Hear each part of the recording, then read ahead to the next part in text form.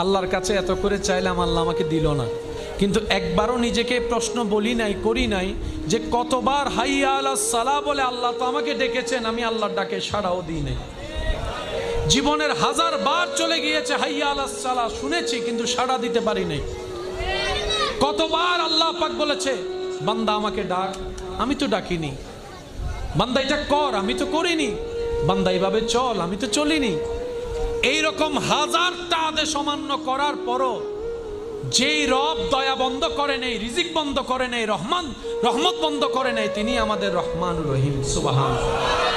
তো মুমিন বান্দারা আফসোস করে না, আপত্তি করে না, ওনারা অপেক্ষা করে রবের হুকুমের।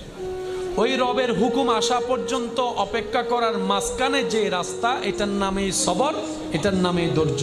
বলেন না সুবহানাল্লাহ। ওনারা সবরের রাস্তা দিয়ে যায়, শুকরের মাধ্যমে